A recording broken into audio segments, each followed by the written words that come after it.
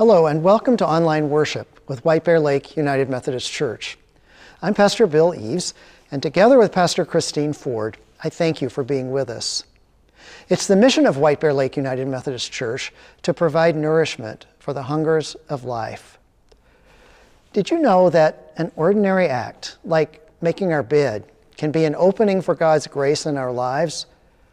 In today's message, we'll look at how small daily acts and routines can point us toward or away from a life with God, as we continue our series entitled Liturgy of the Ordinary. We're glad you're joining us today. Now let's open our hearts to God as we worship together.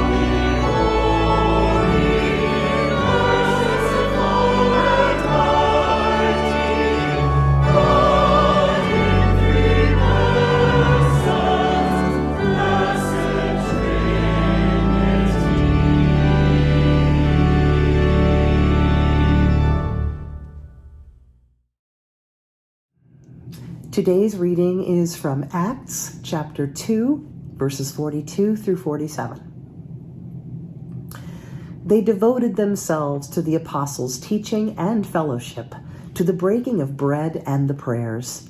Awe came upon everyone because many wonders and signs were being done through the apostles. All who believed were together and had all things in common. They would sell their possessions and goods and distribute the proceeds to all as any had need.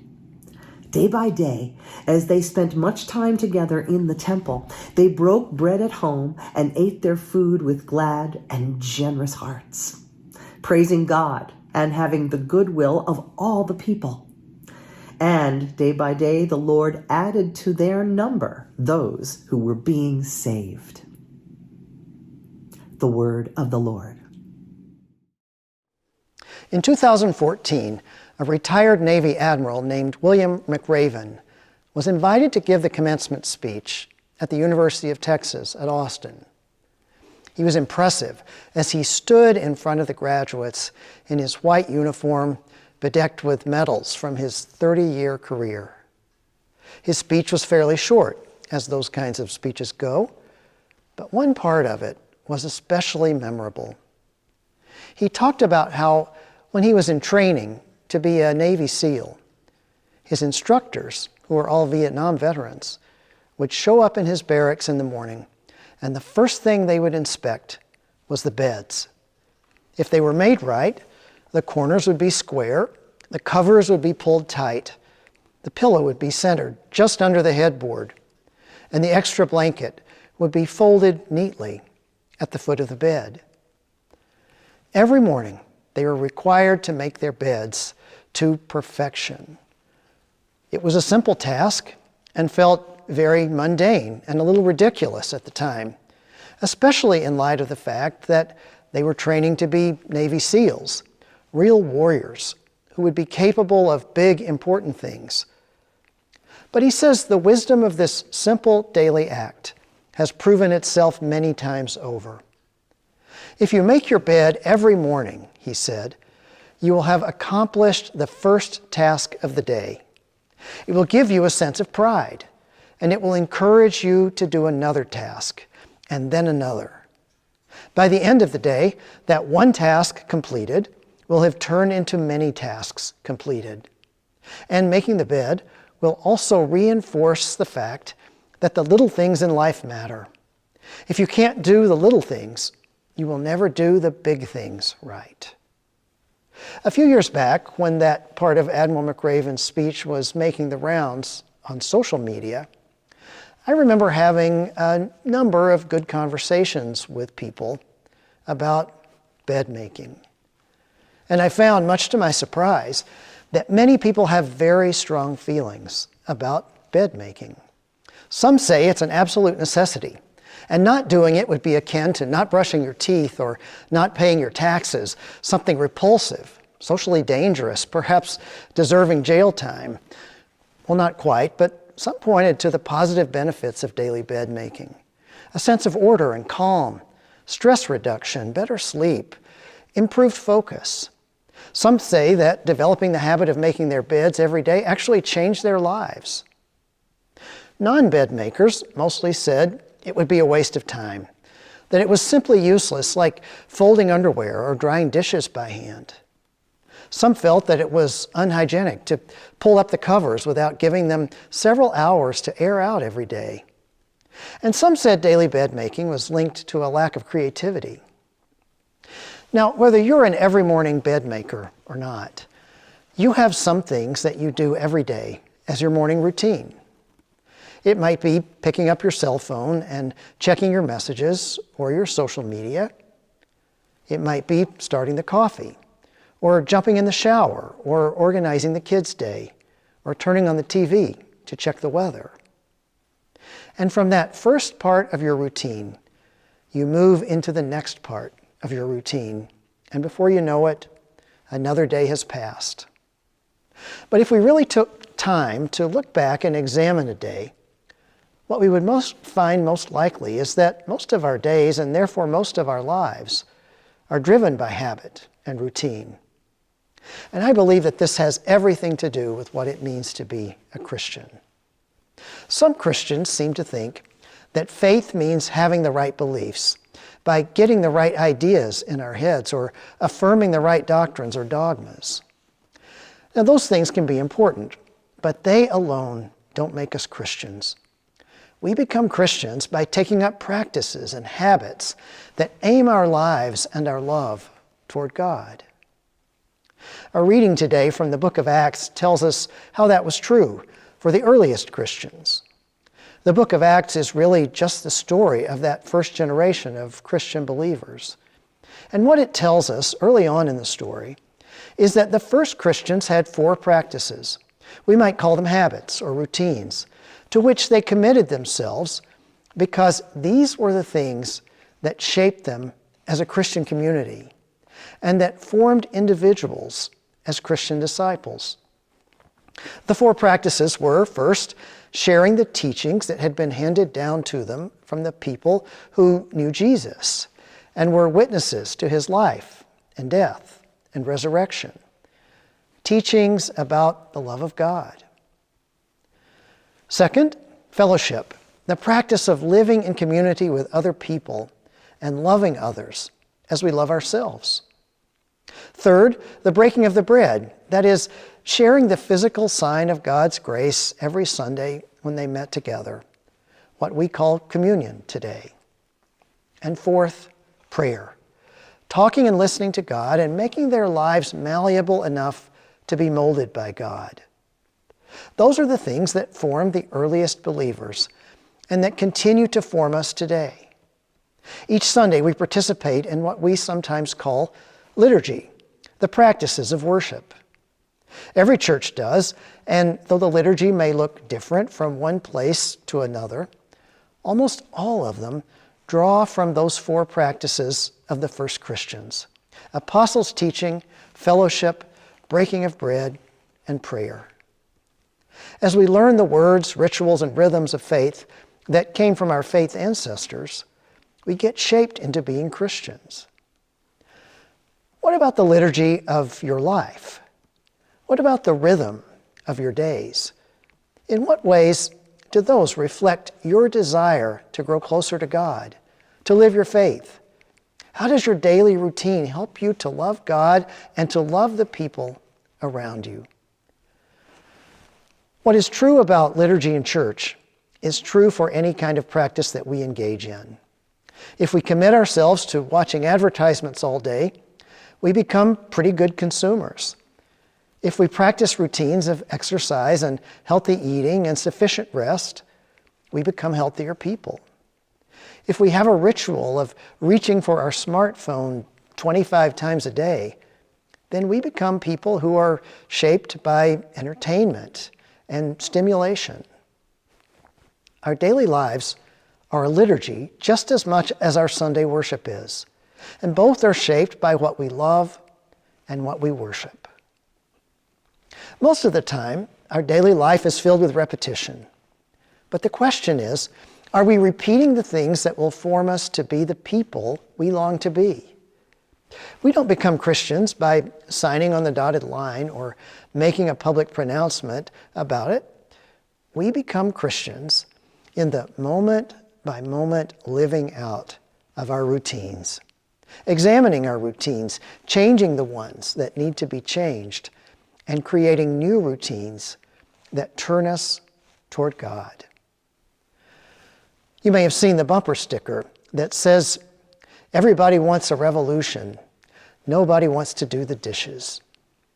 We all want to be part of the big things. We want to see the world changed. It's the work that every follower of Jesus is called to. We want to see our country changed, or our church changed, or our family changed, or maybe just ourselves changed. But we forget that the daily practices are the things that bring about the revolution we seek. The everyday things like taking time for the people around us, talking things through after a conflict, and paying attention to the beauty of the small moments, being grateful, using the gifts we have to serve others. These are the things that take root in our lives and create space for God to work. God is redeeming the world through us, moment by moment, through our lives.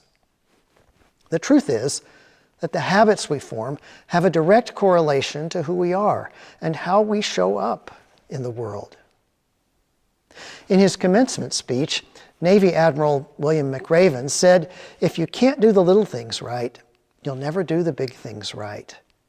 If you want to change the world, start off by making your bed." Now, I'm not trying to convince you to make your bed if you don't, or to stop making it if you do.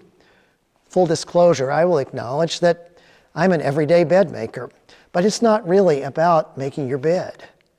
It's really about being intentional, about the daily practice of life and the life of faith. Are our daily actions and habits and routines really aimed at getting us where we're trying to go? Or are they just mindless habits that we mostly go through on autopilot? In high school, I played the tuba.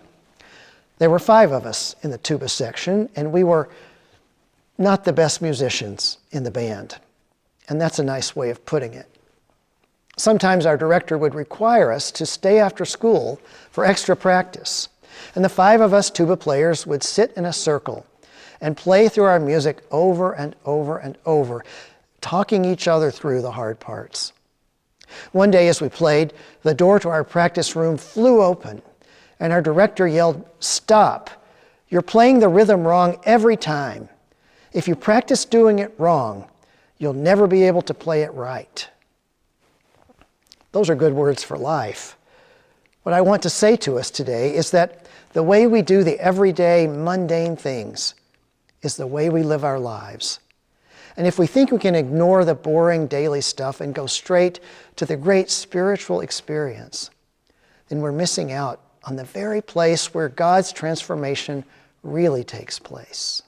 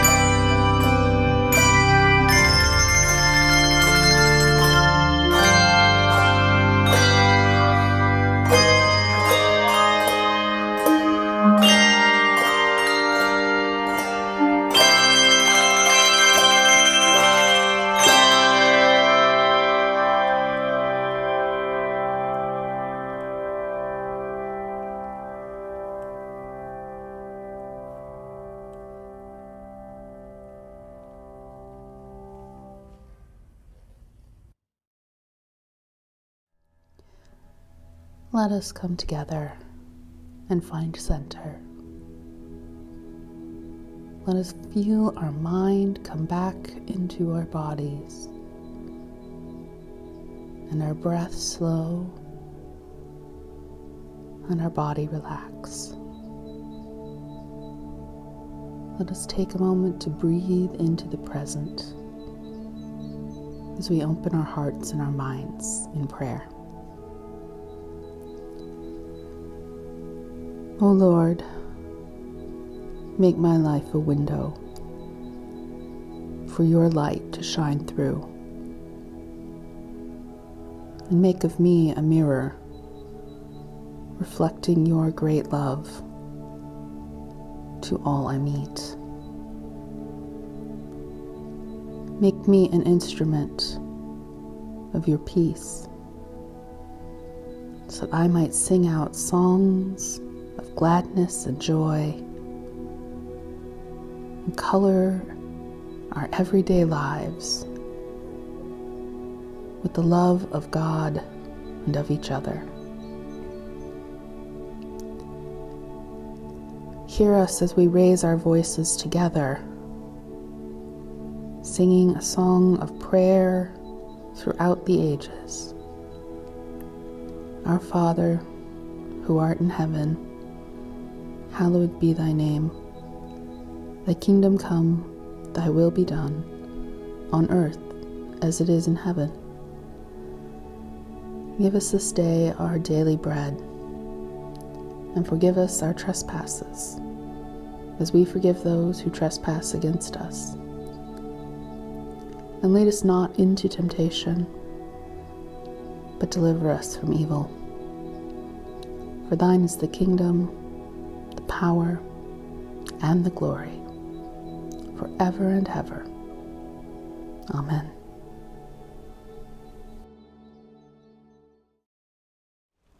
Thank you for worshiping with us today. Remember that you can find out what's going on at our church at our website, wblumc.org. Now as we close, may you serve your God with patience and passion. Be deliberate in your faith. Be steadfast in celebrating the Spirit's power. Let peace be your way in the world. Amen.